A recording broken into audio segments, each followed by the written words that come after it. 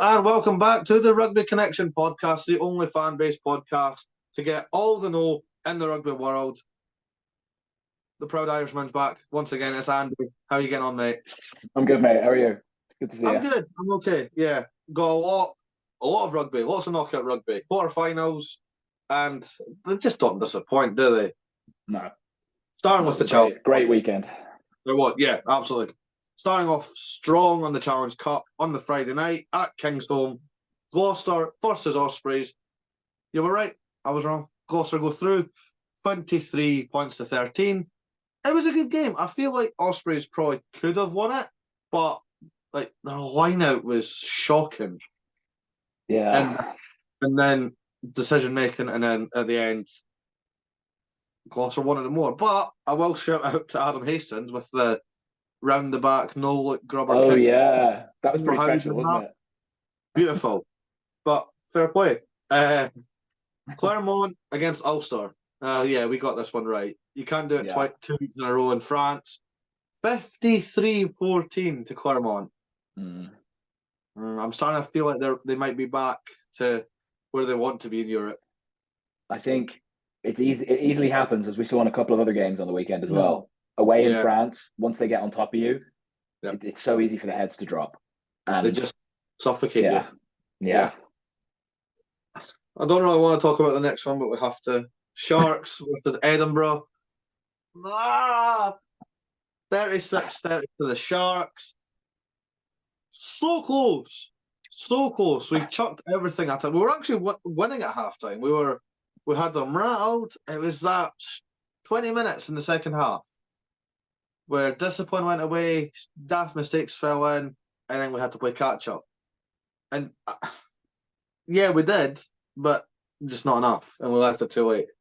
I mean, to be fair, when you look at the two starting 15s, that is a brilliant shift from Edinburgh. Like, that is a very, very good Sharks team at home. Yeah. Springboks just littered all over it. And you pushed them really, really close. It's not good. I know it's no consolation. It just didn't work for us this year. But I am happy because as a neutral, I can root for this team going forward. Benetton. Yes. Absolutely smashing Connacht. 39-24.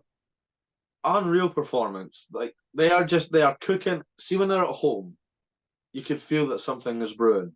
And I'm all for it. You absolutely can. Yeah. And didn't we say it would be high scoring? Didn't we say it'd be a good one to watch? Yeah.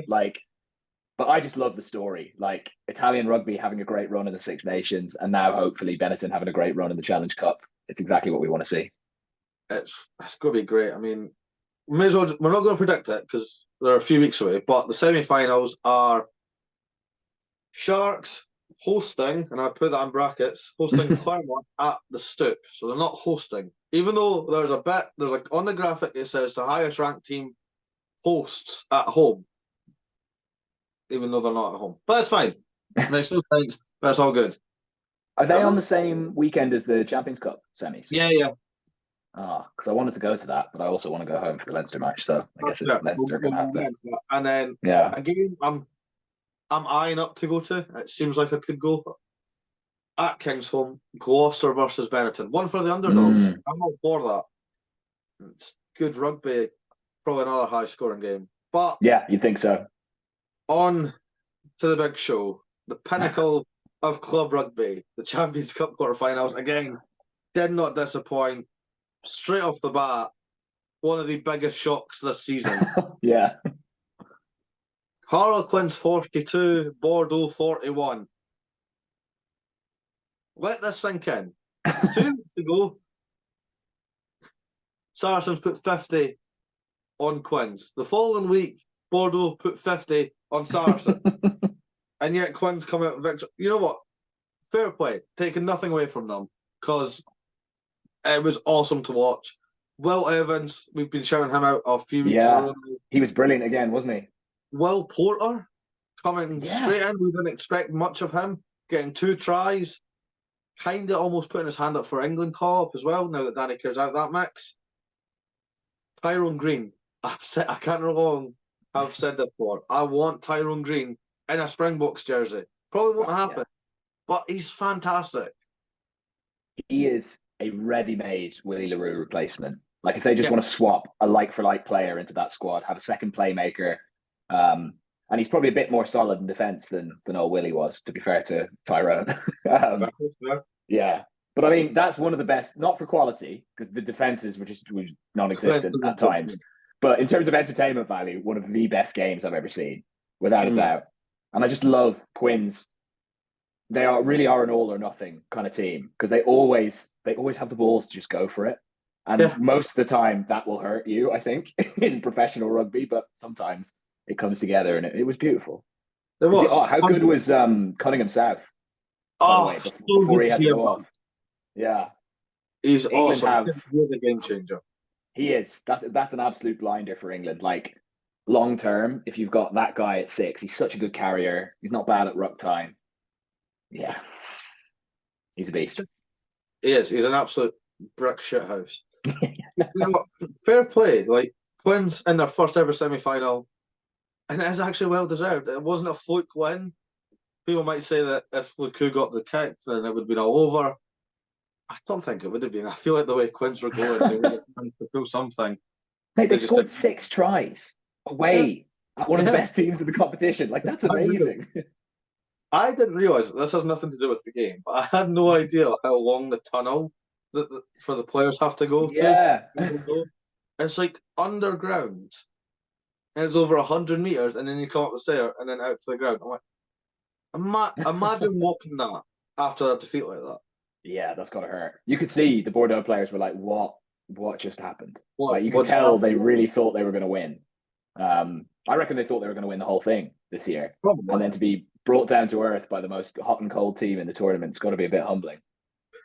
It's got to be a big wake up call for next year, I think. Yeah, I mean, they, no Jalibert, no Pinot. I guess eventually that kind of stuff is going to take its toll, because they hooked the 10, the boy Garcia, at half time, right? He was so good against Saracens, and he only got 40 minutes against Quins. So, yeah, I've heard people say, like, French coaches, they tend to stand on the sideline and, like, they really get involved in the emotion of the game. And a lot of other European coaches look at that and think, like, it's a terrible idea because you get too invested. You do, and you maybe will make knee-jerk decisions. Like, I was changing the 10 at halftime a really good idea? I don't know. I mean, could have given him 10 minutes, right? Yeah. To start the second half, try and settle things down. But if you bring in a new guy, it's just the pace is going to be frenetic then at the start of the second half as well. It is weird. I have noticed French coaches stand on the touchline like football, and and then they get into it. They're waving their arms. And they've got the big headpiece on. I'm like, what's going on? Just go and sit up there. Yeah. Nice, cushy, comfy leather seat for you. Go and sit up there. Coach's box is there for a reason, right? Exactly. Well, we're going to go over to Dublin because it finally happened in style. Leinster beating La Rochelle in a knockout game. Not even just like a last kick of the game. Dominated. Stood on their throat and sucked the life out of them. 40 points to 13. Now, some people are saying, is that because La Rochelle were in South Africa last week? I don't know. I'm not using that as an excuse because I'm taking nothing away from Leinster. They were awesome. James Lowe was fantastic. Jameson Gibson Park, again, in a league of his own, but we all know who it's such a situation because, like, you watch him and you're like, he's the best player ever. But then you're like, yeah, but DuPont's there. So it's like DuPont, Gibson Park, and then a massive gap in everyone else. That's how I mean, it does feel that way. I think there's a couple of players who could make their way into that conversation, though. Ooh, okay. I meant for scrum half. Yeah. I like Alex Mitchell. I like Alex Mitchell a lot. I reckon that guy, he's not at that level yet, but I think there's definitely, if Northampton continue to be a dominant, because you need to be in a good team, right? Northampton continue to be a dominant team, and if England start punching at their weight at international level, that guy could be because he can do everything. He could be a superstar. Fair. We'll get back on to Alex Mitchell. Yeah. Leinster, awesome. Oh, I mean, I do think like the travel definitely got to La Rochelle, right? Like their legs ran out in the second half, which partly would have been the travel, but it also partly would have been they were just defending the entire game. Yeah. Like the only points they got, Leinster just kept letting them back in from kickoff, like giving away penalties and stuff, and that was how they got their points in the first half. But Leinster left 2 tries out there in the first half. They had them scrambling constantly. They played really, really well. The squad just looks so deep at the moment. The Nienaber defense is starting to really work. You can see like there's an edge to them that's probably been missing in previous years. And man, I just can't talk enough about Big Joe McCarthy. That guy has made such a difference to this team. Yeah, he's just a menace. He's just horrible to play against, right? And we've always kind of lacked that. Yeah. I mean, I will praise Ryan Baird as well. I'm a big fan of. Oh yeah. I did think it was funny though that like he was about to score a beautiful try, and James was like, "No, go under the posts." Yeah. I thought that was funny, but apart from that, just awesome to see. Yeah. And a little word on Ross Byrne, because he gets a lot of flack from Leinster fans who don't think he should be first choice, but he's pretty faultless, wasn't he? He didn't do an awful lot wrong. He is very good off the tee. I know that sounds stupid because he's a 10 and they kind of have to be, but it's just breathtaking. Even the harder, like wider kicks, and you see them, and they don't even like curl around; they just straight through. I'm like, oh yeah, love it. Final game on the Saturday, down at Franklin's Gardens. We said it was going to happen. The Saints are marching on, and they're marching on in style. 59-22 against the Bulls, but again, the Bulls brought over a weaker team and it's rubbed people the wrong way. But again, I'm not taking anything away from the Saints. They were awesome to watch. Always slight home. Oh, how good! Even if he's not scoring, I've never seen wingers get turnovers like that. It's unreal to watch. Finn Smith, he's like what, 23, 24 years old. It's looking like he's been playing for about 15 years. Yeah. He looks like, at halves, when they get a bit older, they have a dip, and then they usually have like a little swan song where they get really good again and they fall back in love with rugby again. He looks like he's in that period right now, and he's a kid. So imagine when he comes back to his swan song then. Oh, mate, I don't like how good England's prospects are looking at the moment. Like they've got players everywhere where you just think that guy looks amazing. Speaking of swan songs, though, Courtney Laws getting on the scoreboard, and he's just always there causing havoc. How can you not love him? Like those big slow carries that he does. Right? It just looks like he's running in quicksand, but people still can't stop him. Can't stop him, yeah. Yeah. Oh man, it would make me so happy if he ends up on the Lions tour as a bolter, just a non-international bolter. I'd love to see that. I'm all for that. I think that could happen. I can see that happening. I think he might get 2, probably. I feel like Courtney Laws and Owen Farrell is most likely. Yeah, maybe. I with Farrell, I sort of feel like there's too many 10s who are playing well as well. Like you're going to have to pick the bones out of. I always forget his name because it's not Crowley. I always think Joey Carberry. But Jack Crowley, you're going to have to look at. Like I think Ford will be in the conversation if he keeps playing for England.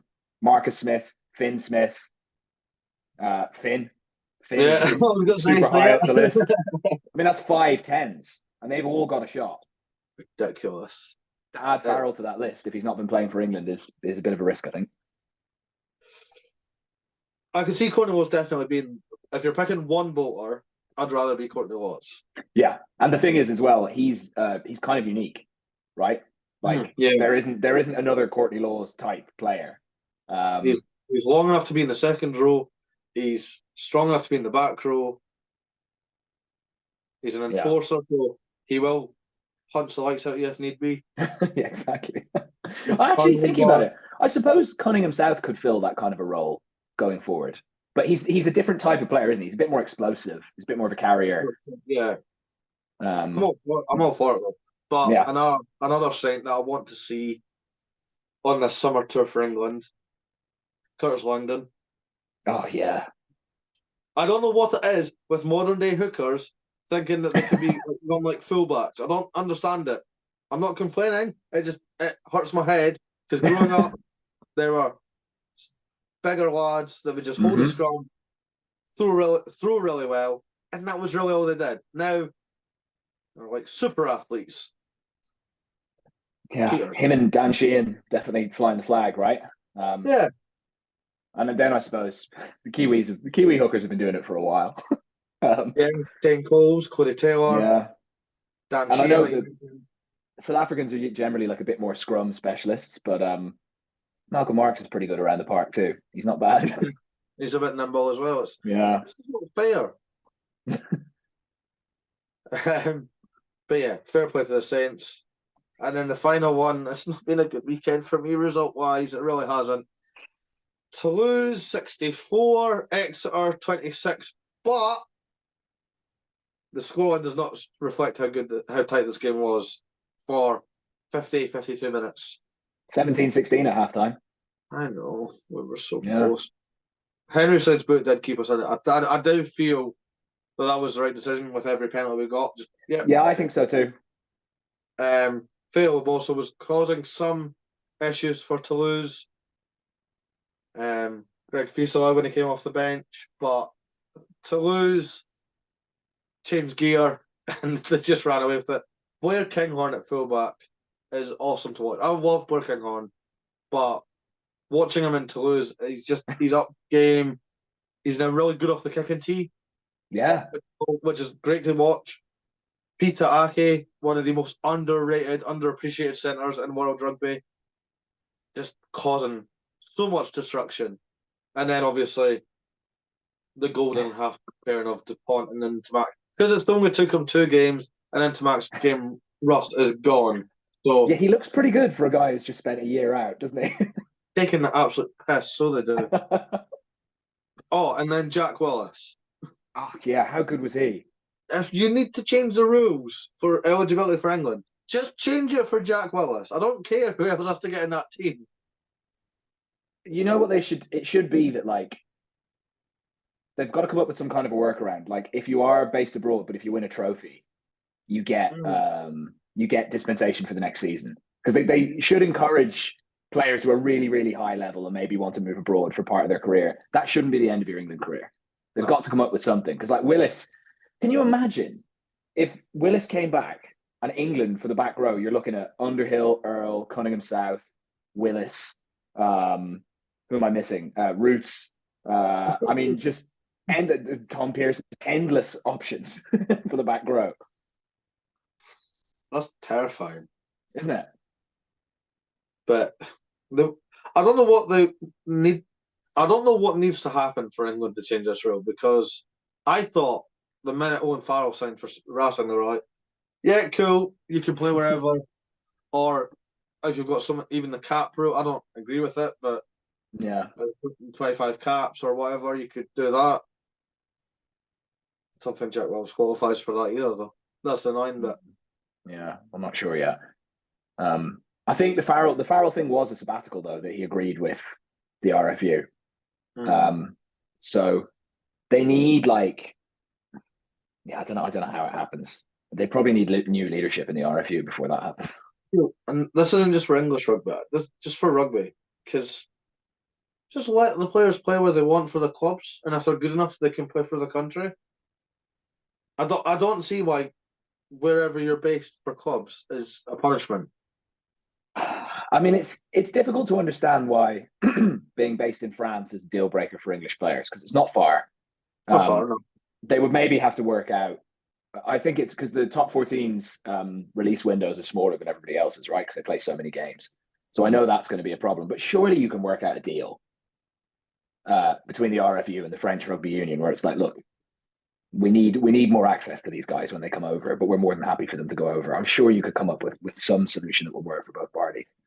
But I suppose nobody wants to give an inch. That's the problem.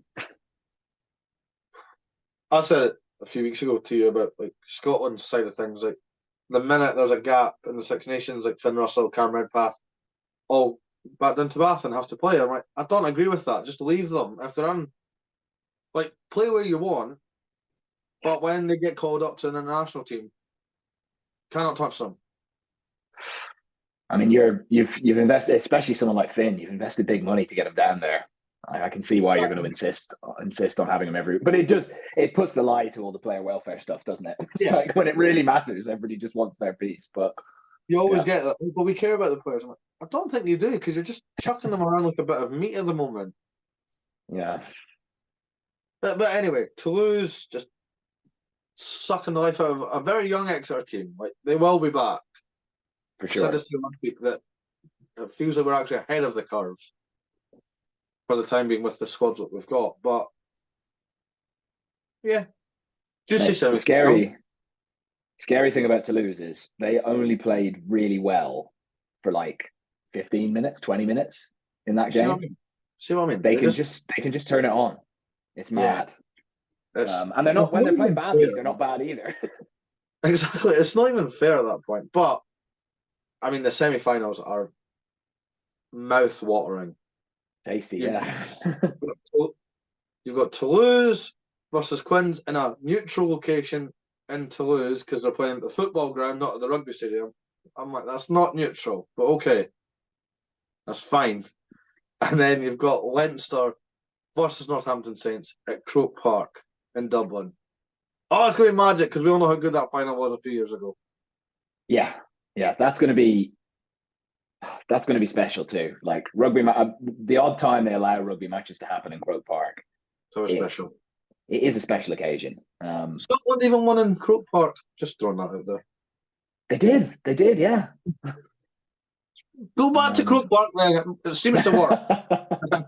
Well, it's actually for rugby. It's actually not the best experience in Croke Park because a Gaelic football pitch is much bigger than a rugby pitch. So the stadium is built for a Gaelic football pitch. When they resize it, so when they resize the pitch in the stands, it feels like you're quite far away. Right. But I'm really pleased to see that there's a bunch of cheap tickets available. Like the lowest tier of ticket only costs €18. So it looks like they'll fill it. I think with prices like that, enough people will go. So really excited for that. Yes. Well, I'm planning to. I haven't got my ticket yet. Sales on Friday, so I'll be booking my flights as soon as I get my ticket. Yeah. I'm going to try and get a ticket. Why not? At those prices, why not?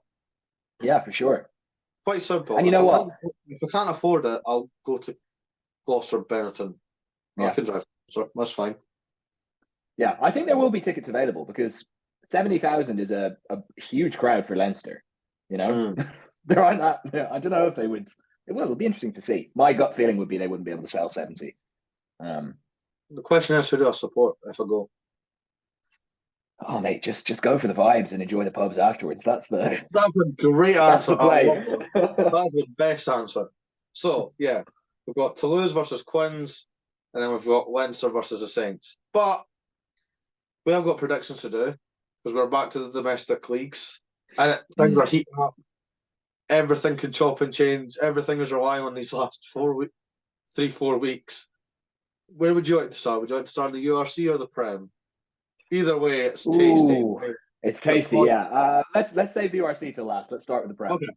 So we have 4 games on the Saturday, 3 kicking off at 3 o'clock. So you really have to pick your choice. You have Saracens versus Gloucester. It's at the Stone X. The Saracens will probably get a big win. Yeah, I think so. Plus, they'll be annoyed that they've missed out on European rugby, and they'll push in to get into the top 4. Northampton hosting Leicester Tigers. I'm all for it. Saints are just cruising at the top of the table, and I can't see them stopping anytime soon. I mean, normally you would say the week after a quarterfinal there'd be a hangover, but I don't know how hard they had to work in that game against the Bulls. Like particularly the second half was a bit of a procession. They made subs really early. They got all the key players off really early. So, it's hard to see past Northampton in that one. Then I don't want to say a dead rubber match because it'll probably be a fun game, but with the Bears host Newcastle, Ashton Gate. I mean, Bears are going to win it. How crazy is it that they've got themselves kind of back in contention? Like, I don't think they'll do it, but that they could be in contention for a top 4 spot. It's just what I do. Every time this season, I've tried to actually back Bristol. They lose, so now like deliberately not pick them. So Newcastle's going to win. Saturday night, we're running it back to the round of 16 at Sandy Park. Exeter Chiefs host the Bath. Go on, let's get our win back. Yeah, I think same result. I think Exeter will win. Fair enough. Sunday's going to be a tasty game now. Sale Sharks hosting Quins. So as a part-time Quins fan, I can tell you they always get turned over Sale away, always. And especially I'll tell you what, that Bordeaux game will have taken a lot out of them. So they'll be over. I would expect to see a lot of chopping and changing and a good win for Sale. I don't think Quins will have targeted this one at all. We spoke about it last week because it seems like with that win that they got before European Rugby, Sale are wanting to be in that top 4 mix. Yeah, I feel that's their whole focus now because they got put out of the Challenge Cup. Exactly. It's going to be hard because Quins will still have a semi-final. I still think they're going to guarantee top 4. I can't see them slipping off that bad. But yeah, Sharks will get a big win at the AJ Bell. I had to think about what it was called there. But they always change it. I'm pretty sure it was the AO. Yeah, I feel like there's been some chopping and changing. But to me, it's always the AJOL. The one in Salford. There you go. The one where you can see the motorway. Yeah. Don't want it. At least there's no car park either, so it must be a nightmare to actually get there. Oh yeah. Oh, listen, if you're a Sale Shark supporter, you've got commitment to the cause. Because I don't think that's an easy life. Okay. Fair enough. We're back with the URC. 2 games on Friday night. Ulster hosting Cardiff. I feel like I should care about this game. But I don't. Because Cardiff, we haven't seen Cardiff in the last 2 weeks. And Ulster just got absolutely thumped. So, yeah. That's the sort of game feels ripe for a shock to me. Like, big damaging defeat. Like, did you see Stuart McCluskey went at it with Stephen Ferris on Twitter after the Montpellier game? I didn't read it. I've heard about it, but yeah, I mean, it was over something silly. Yeah, he was just comparing that Ulster team that made the Champions Cup final with today's team. But you can tell for a player to bite when a former player says something like that, you know the mood in the camp is low. And it just feels like everything's gone wrong for Ulster this year. And they're coming in off a hiding in France, and Cardiff have had 2 weeks off. So Ketchup's had enough, essentially. Oh, yeah. Well, going home to be Springbok captain from the sounds of things. I mean, okay. Yeah. The Spicy Plum is captain. I don't know why he's called the Spicy Plum. Oh, come on. Just look at him. I used to see that guy on TV and just be like, just from the way he looks, how is that man not playing for Ireland? He looks like the most Irish man you've ever seen. But absolutely. Yeah. We're going for an upset. We're thinking Cardiff for a while. Oh, I mean, yeah, I've just got a feeling. I'm going to say Cardiff. Sure. Yeah, I don't particularly care. I know it sounds bad, but we'll go for Cardiff. I like an upset. Over to Scotstoun. Glasgow Warriors host the Sharks. Glasgow. Yeah. I don't think the Sharks will bring. I don't think they'll bring the big names. I think that's Glasgow. Plus, do your Scottish brothers revenge, please. I never really root for Glasgow like that, but yeah, get a revenge. On to Saturday, Benetton host Dragons. Benetton, easy. Benetton, yeah. That used to be a tight game. That used to be No, not so much. No, Benetton coming on. Then we go over to South Africa because the Lions are hosting Leinster. I don't know who's winning, to be honest. It won't be anyone. Well, I mean, it won't be all of them. Might get Kelly. Yeah, I remember last season we went over. We played. I think we beat the Lions, or we drew with the Lions, and then we got absolutely hosed by the Bulls.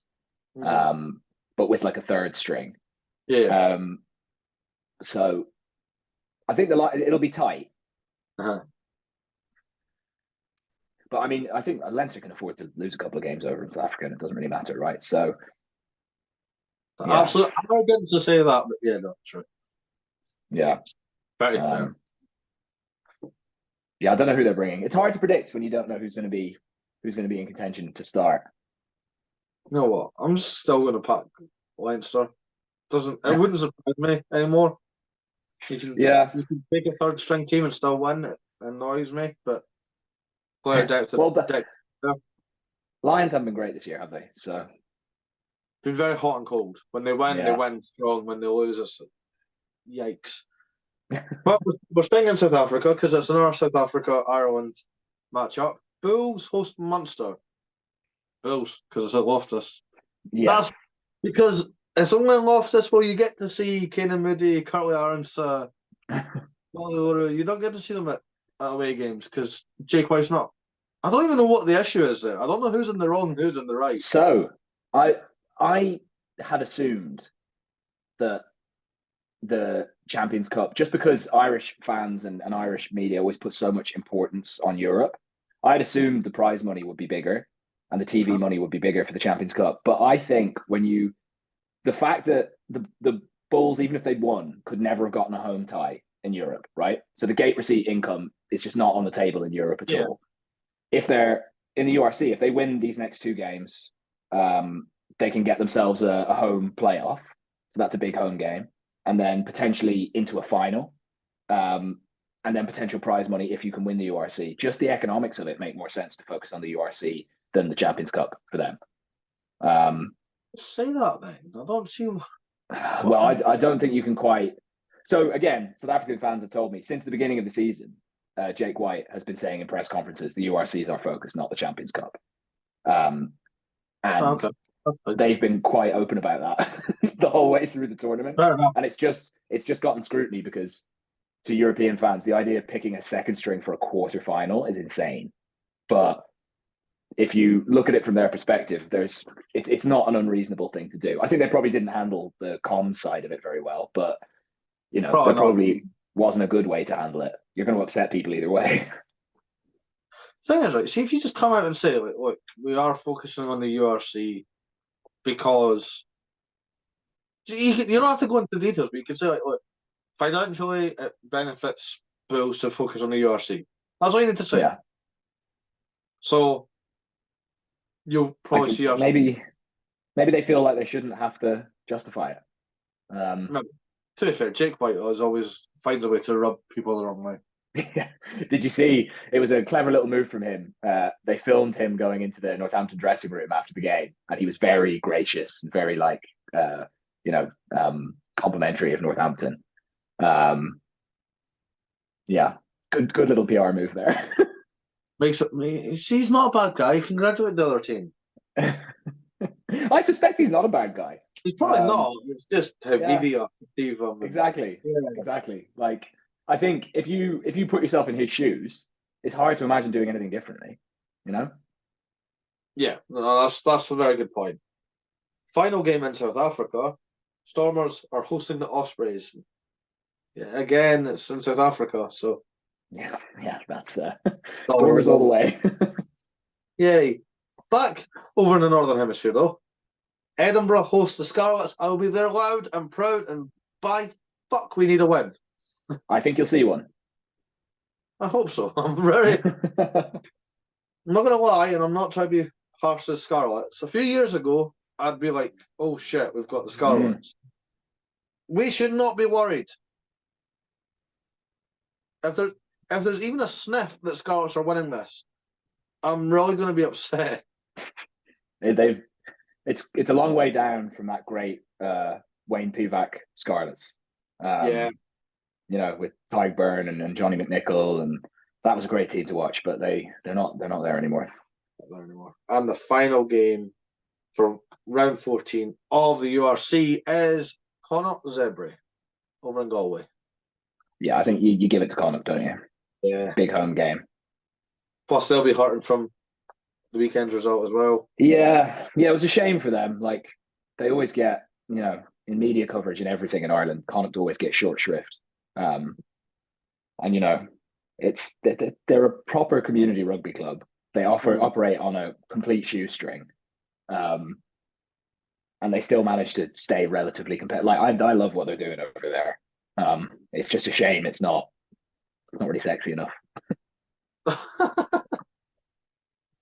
Not the word I thought you were going to use, but well, I just mean to attract big money and big interest. I know what you mean. I know what you meant. I was not. That words in my head, like, right, he's going to say one of these, and then he said sexy, and I was like, cool. Rugby news.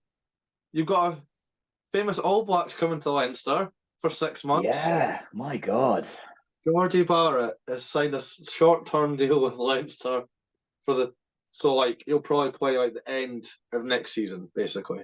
Yeah, after the November internationals. Come over for November test and then just stay. He's got some work to do. Were it not for his knee, we might have been in a World Cup semi-final. I haven't forgotten that. He's the way he held up. No comments last night. Did they? Yeah, he's the one who held up. Was it Kelleher? Yeah. I think it was Kelleher who come on by then. But yeah, what a player! Like, can't wait to see him in the Leinster shirt. Can't wait to see him play. I would love anywhere, right? Like, I think when everyone's available, I reckon he's going to be in the 14 shirt. But while the Ireland internationals are resting from the Six Nations and all that kind of stuff, you can play him wherever you want. Yeah, just class. I'd love to know how much he's being paid. I bet it's eye-watering. Maybe don't tell the other provinces how much he's getting paid. Yeah. You already hear backlash about it every time Wednesday find somebody anyway. So. Yeah. And the same week, Dan Sheehan's on a central contract extension. Yeah. So we're on the thought on the wins there. Sticking with Leinster, but this time we've got one going out. Ross Maloney has signed for Bath. Yeah. Fair. Solid enough. Good enough very solid player. Yeah. Probably just unfortunate that there's been a lot of really good options in the second row, so we never really got a shake for Ireland. But yeah, it's been really good for Leinster, and you wish him well. And also, like, if the prospect is go to Bath and make some good money, then absolutely, mate. Like, fill your boots. Yeah. 2 years at Bath and then retire. Awesome. Yeah. Why not? Nothing against that. Super Rugby was an interesting one this week. We had all the upsets. Do you know? I didn't even follow it. Let me know. My game of the week. I'm not going to all the games because it was still it was only like 4 games. It wasn't all the teams playing again. Right. But Waratahs Crusaders, 40 each at full time, and you go to Golden Point and you get a drop goal. 43-40 to the Waratahs. Awesome. It was such a good game. It was just fun. No defense. That is amazing. That is amazing. Frank Lamani, Fijian Drew scrum half, being a naughty boy. 6-week ban for his elbow. But there has been other stuff that's come out about it since he got carded and went off. There was racial abuse to him. And, no, stop. Don't do it. Don't be a dickhead. I don't know what possesses people to do stuff like that. Not a clue. I've said it's the same with like referees that get like death threats. I'm very passionate. I'm very upset that my team's got beat. It does ruin my day. But I've never gone from, we got beat to, fuck you, I hope you die. Yeah, it's wild. I've never understood to make that leap. Even interviewing referees, I'm just like, I don't get what you used to. Like, Amy Barrett Throne was a good eye opener. I am plugging our own interview, but I don't care. That's what we do here. She goes on to detail how much decisions she has to make in a game. And she doesn't mean just whistle decisions. At each ruck, there's about 5 or 6 things she has to look out for. And by the time she's calculated one, there's like 6 different phases being on. So they make like 900 decisions in a game, but they want to judge her for one when teams are making like 13 handling errors. And I'm like, that's a good point. As soon as you said it, like broke it down to numbers, I'm like, that's fair. I think especially like where we are, right? We're in the kind of online rugby space, and it's the same in any online space. Like the vast majority of the stuff that gets most of the attention is just people being negative. Yeah. Like there's so much negativity. As you say, being a rugby referee's got to be one of the hardest sports to ref in the world. And the fact that the vast majority of games aren't decided by referees is actually kind of great. Obviously, there will be times where it goes wrong, but that's live sport. That's what happens. Absolutely. There was one I got over the weekend, and now looking at we spoke about the game, the scoreboard. I'm like, how do you even get to that as a comment? So the Leinster La Rochelle game, 40 points to 13. La Rochelle were nowhere close to beating Leinster. Somebody in my comments went, "Yeah, but the referee helped Leinster." How? Where? Show me where. I got one of those as well. Well, there's like there is a group of people who think that the way Leinster and Ireland approach the ruck is just completely illegal at all times, and they're just constantly beating that drum. I have to say, I don't know. I'd be inclined to go with the referees and the people who run the game, but I mean, there might be some technical infringements they do. But if they're doing it, so is everybody else. I just can't understand the zero focus on like one small element of the game when we all know teams get away with stuff. Like the dark arts being a part of rugby is a part of the game we should all love, I think.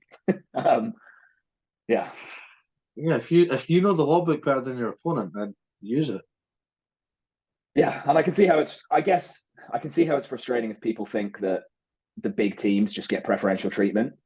And they probably do. Like, I think that's true in most sports. It's harder to give decisions against big established teams, but that's not a problem anyone's been able to solve yet. It's just get on with it. I've never, very rarely have I actually ever blamed the referee for defeat. I've never blamed the referee when there's that much of a score difference. Sometimes I can see the argument if it's like a 1-point game. Yeah. Like, the referee missed that. That would be a penalty. We could have, okay, maybe. But referees they also review themselves after the game and go under like very strict assessment. Shout out Ben O'Keefe for teaching me that one. I generally didn't know how referee selection works. So yeah, it's pretty competitive, right? Like it's pretty. Oh, it's brutal. Yeah, he was like one bad. I think Ben O'Keefe because he's different because he's Southern Hemisphere. Right. But it's like one bad game, and he'll miss like a month of refereeing just because of like you weren't the best that game. Learn from it. I'm like, geez, how are you meant to learn from that? But look, Pearson's had much big games recently. No, I love him as a referee. I can't understand. Yeah, brilliant, multilingual, very clear. Even if you like, I can't remember who I heard talking about this. I wish I could credit them, but it was on a rugby podcast, and it was talking about how, even if you don't necessarily agree with the minutiae of the decision, because a lot of decisions in rugby are subjective. What you want to see from referees are like clear communication, fair treatment of both captains, and like letting fans into the process as to how they made the decision, because that's how you start to get like a more intuitive feel for how the game works. Yeah. And he's so good at that. He's amazing at that. I'm going to get stick for that one, but I love Wayne Barnes. I think he was a fantastic referee. Did not deserve near the abuse he got at the end. No. I think it's an absolute joke. Luke Pearce is fantastic. Lucky enough to have had him on the show as well. Ben O'Keefe that we've already mentioned. Is he a nice bloke? He seems like a nice bloke. He's quite contained. He doesn't really share much. Well, I can imagine. The last thing you want to do is say the wrong thing on a podcast. I think I tried to catch him out on one. Like, is there any player team that you just sit and go, like, I've so much had enough of you? I had an answer in my head based off like recent games before that interview. Like, I thought Billy Vanapola was definitely one on like Luke Pearce's list because they always just seem to butt heads. Oh well, you can't say that, can he? He's like, we'll save that for when I retire. I'm like, yeah, that's fine. Do you know, it's interesting you bring up the Wayne Barnes hate, right? Because early in his career, there were a couple of really high-profile decisions where he definitely cost teams big games, right? Yeah. And all of that experience is probably what went into him becoming such a good ref later in his career, right? Because he'd gone through those. It's like with anything, you have to make mistakes, and that's how you learn. Exactly. And like, I feel like his trajectory should be a lesson to like give referees a little bit of a break, especially if they're starting out, because you don't know who the next Wayne Barnes is going to be. And he wasn't always Wayne Barnes. For a long time, he was the guy who screwed the All Blacks out of a World Cup semi-final, right? Yeah. Forgot about that. Yeah, I forgot about that. Yeah, New Zealanders didn't, I can tell you that. But then there is some referees that genuinely don't bounce back. Like Greg Joubert is the best example from in my eyes, because the 2015 quarterfinal. And we've never seen him since. Like, we've genuinely never seen him since in a high-profile match. Yeah, that's true. But I suspect that was his call. I think he's now on the selection committee. I think he's one of them. Jeez, that was a bad one. That is a situation where you can say a ref really cost the team. Yeah, that's what I'm saying. I'm like, I've only really sat once or twice in my life as a rugby fan and went, that you've cost us the game. And that is one of them. That's like embedded in Scottish people. It's the worst one, isn't it? Like, that was a World Cup semi-final. As in on the table. There is a bit though, right? And I still don't agree with anything Greg Joubert did, but there's a bit in my head. So obviously, like, World Rugby share classic moments and blah blah blah. The line out we did for that. Why did we go to the bank? Like, it's horsing down with rain. Richie Gray's at the front. Richie Gray is 6'10". So chances are you're not going to get thrown higher than Richie Gray. Yeah. All we really needed was tap, hold the rock, few phases, kick it out. I know that's in hindsight is a powerful thing, but like when you look back at it, it's horsing down with rain, and we go to the back with David Denton, and it just slips past his fingers. I'm like, oh no! Right, pressure causes people to make strange decisions. Right, that's the nature of it. That is weird. Like, well, side note that we took there. Nice little trip down memory lane. But like referees, I don't understand the abuse referees get. I don't understand abuse players get. Yes, we're all passionate. Yes, we all want to win. Guess who else wants to win? The players. Like, do you know what I mean? Yeah, they didn't try and lose, and the ref didn't try and ruin your day. There's a bit that I've noticed, and this comes down to it's not results. It's people not liking the manager or the head coach. So, and I'm sorry if I'm talking about Scottish rugby here, but we lose 4 points to you boys on Super Saturday. Gregor Townsend has to go. We're not going anywhere. Blah blah blah. The women, and I was there. We are going. I know it's a different thing because professional contracts. Blah blah blah, and we are going in the right step. But it was our first ever sellout crowd at the weekend for the women, and we got beat 48-0 by England, who were down to 14. But the comments online are, the girls are in the right projection. Brian Eason's doing wonders with the club. I'm like, how? Because if that was, and I'm like, I get where they're coming from. I agree. I don't think Townsend should go. I do think Brian Eason's doing great with the women. But I'm like, if you put that result under Townsend, you'd be calling for his head. That's the difference, though, isn't it? It's the context around the game. Like, so stupid. If people are feeling fed up, and also if you're feeling generally fed up about your team, the manager's just the easiest place to put that. You know, it's so easy to be like, just change, make a change, for the sake of it. Yeah. Although I actually did have an idea in my head. Me and you were speaking about this, who would fall in line if Townsend and nobody really sticking out.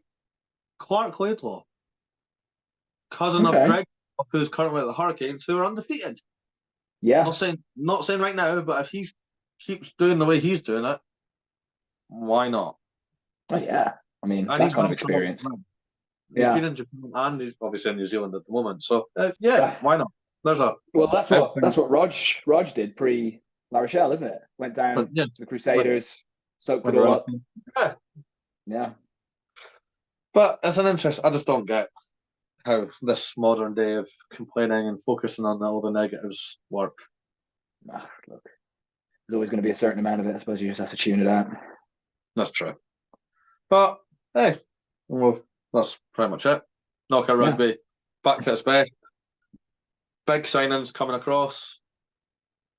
Next week, back to the domestics with Premiership and URC. And I'm sure there'll be some more juicy stories coming out as well. Oh, yeah.